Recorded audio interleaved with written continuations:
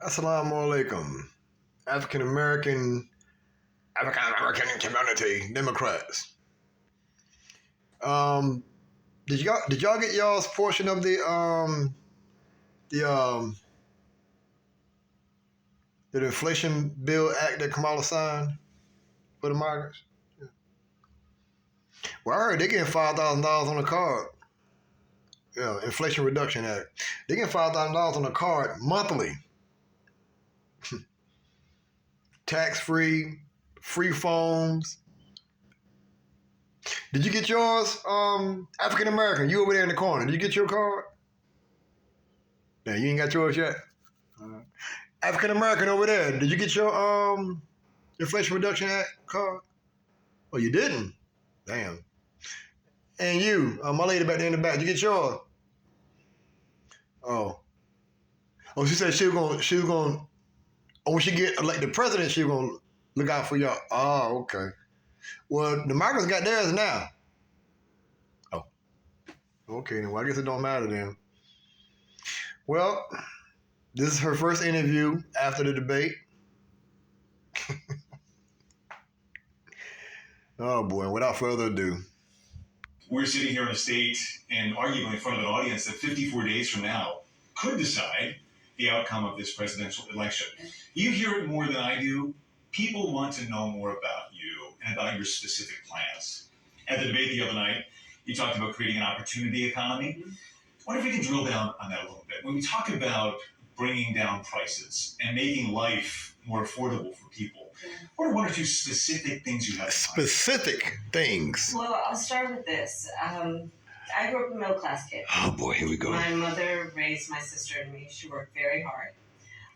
She was able to finally save up enough money to buy our first house when I was a teenager. I grew up in a community of hardworking people, construction workers and nurses and teachers. And I try to explain to some people who may not have had the same experience, if a lot of people will relate to this. I grew up in a neighborhood of folks who were very proud of their lawn. No, I don't know. And, he said specifics. And I was raised to believe and to know that all people deserve dignity. And that we as Americans have a beautiful character. We have ambitions and aspirations and dreams. I can't believe y'all black folks buying into this shit. Has access to the resources that can help them fuel those dreams and ambitions. So when I talk about building an opportunity economy, it is very much with the mind of investing in the ambitions and aspirations and the incredible work ethic of the American people and creating an opportunity for people, for example, to start a small business. My mother, worked long hours, and our neighbor helped raise us. We used to call her, I still call her, our second mother. She was a small business owner. I love our small business owners. I learned who they are from my childhood, and she was a community leader. She hired locally. She mentored. Our small businesses are so much a part of the fabric of our community. What the hell that got to do with the question? Really, I think the backbone of America. And y'all black folks buying this shit. Economy plan includes God bless giving you. startups Cat to be more damn careful. $50,000 tax deduction to start their small business. It used to be $5,000. Nobody can start a small business with $5,000. But investing in people's innovative ideas and giving them the ability to go for it. Opportunity economy means, look, we don't have enough housing in America. And I'm trying to be fair. Shortage. But, I mean... And what that means, in particular for so many younger Americans, the American dream is elusive. It's just actually not attainable. So part of my plan is to work with the private sector. And the migrants' dreams are obtainable. Give them a tax credit. Through your Inflation Reduction Act that you signed. To build, and my goal is 3 million. Giving them 5 year a month. Homes by the end of my first term. In addition. And y'all niggas ain't get shit. Just want to get their foot in the door, literally. And so giving first-time home buyers a $25,000 down payment assistance to be able to just get in the door, and then they will do the work they need to do to save and to pay that mortgage and to build wealth for themselves and their family. these are some examples of what I mean when I talk about an opportunity economy, and a lot of it has to do with just the community I was raised in and the people that I admired, who work hard, and deserve to have, their dreams fulfilled because they're prepared to work for it. You talked at the debate and at previous appearances about turning the page on the past. And in fact, here today in Johnstown, you're talking about a new way forward. Yeah. I think some people have a question, given maybe your current role as Vice President of the United States, how different you are from Joe Biden. And so I wonder if there are one or two spots, policy areas or approaches where you would say, I'm a different person. Well, I'm obviously not Joe Biden. And, I offer a new generation of leadership. And so, for example, thinking about developing and creating an opportunity economy where it's about investing in areas that really need a lot of work. And maybe focusing and you have 4 years to do that the work. aspirations and the dreams, but also just recognizing that at this moment in time, some of the stuff we could take for granted years ago, we can't take for granted anymore. For example, another plan that I have that is a new approach is to expand the child tax credit to $6,000 for young families for the first year of their child's life. Because that is obviously a very critical stage of development of a child. And a lot of young parents need that. So far, I ain't heard shizit. And so that African American community is going to benefit from what the hell she's saying. Nothing. New policies that are directed at the. But if y'all like her, I love her. Moment. And I can't believe y'all falling for this shit. With you, my focus is very much in what we need to do for the next 10, 20 years to catch up to the 21st century around, again, capacity, but also challenges. Crime and public safety are two major issues right at the forefront of voters' minds. In Philadelphia as well, where crime is a significant issue. When we talk about crime, the conversation turns to gun safety as well. And I think you actually probably caught a lot of people off guard, maybe a bit by surprise in the debate the other night when you mentioned that you are a gun owner. I know you said it in 2019 as well. I want to talk about your values on this issue. When it comes to gun ownership, where do you draw the line in America on gun ownership and gun use?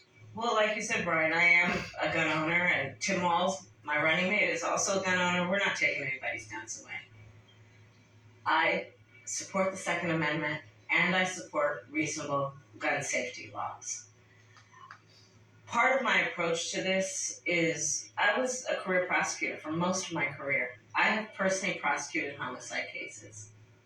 I have personally looked at autopsies. I have personally seen what assault weapons do to the human body.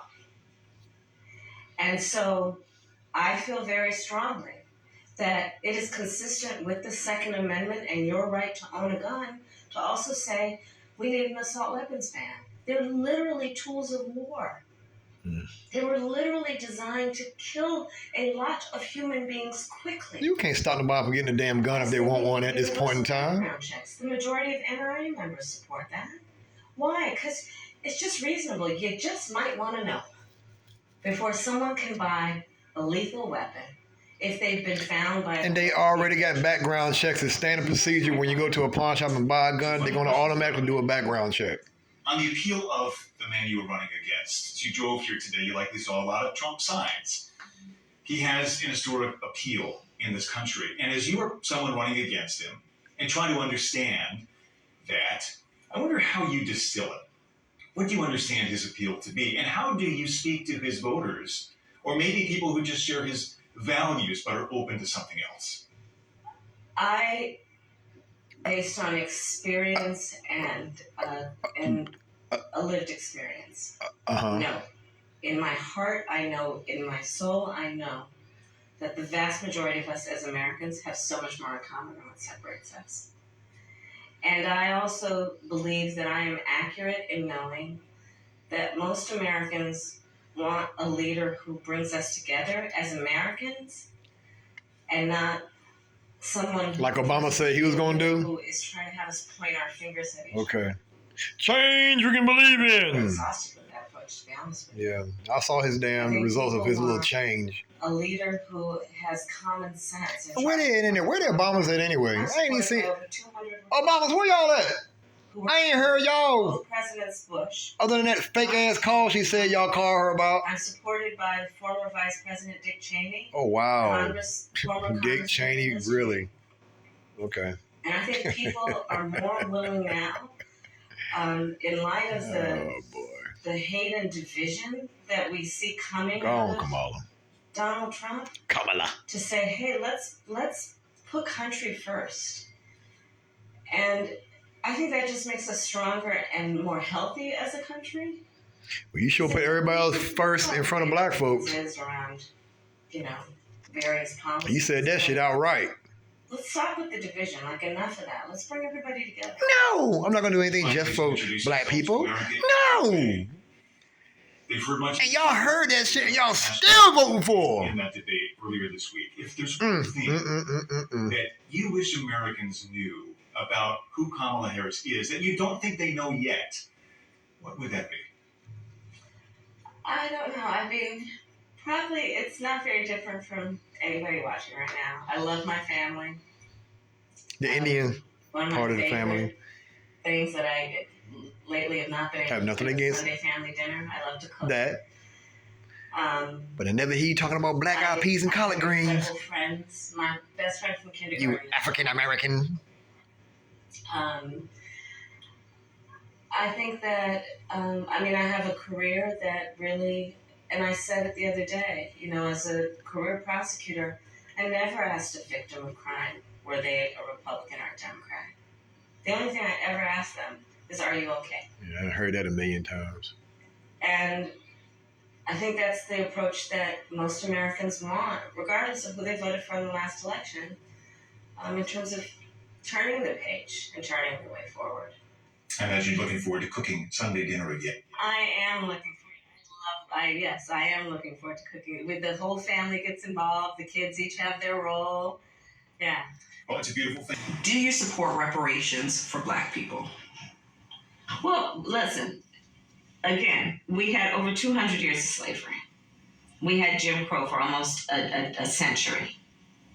We had legalized discrimination and segregation, and now we have segregation and discrimination that is not legal but still exists and is a barrier to progress. We have disparities around housing. We have disparities around education. We have disparities around income. And we have to recognize that everybody did not start out on an equal footing. You should have gone here like me, please. And in particular, black people have not. And so we have got to recognize that and do something about that and give folks a lift up. That's why, for example, I'm proposing the LIFT Act. Oh, Give wow. people who are making $100,000 or less as a family a tax credit, which will benefit and uplift 60% of black families who are in poverty. So by default, it affects black families, but there's not a particular policy for African Americans that you would explore. But no, if you See, look by at default, it would affect, the reality but of nothing who will benefit from certain for policies. black folks specifically. When you take into account that they're not starting at the same place and they're not starting on equal footing. Which means I done something for y'all niggas, but it was along with everybody else who I did something for. Because the disparities are so significant. I'm not doing nothing just So for y'all. focus on the specific issues For what? that have resulted in the greatest. I got y'all vote anyway. Y'all gonna vote for me and anyway. Understand that that's part of why we're. I don't have to do shit for you, Listen, African Americans. the reality also is this: any policy that will benefit black people will benefit all of society. Let's be clear about that. Let's really be clear about that. So I'm not gonna sit here and say I'm gonna do something that's only gonna benefit black people. No. Whatever benefits that black family will benefit that community and society as a whole and the country. Right?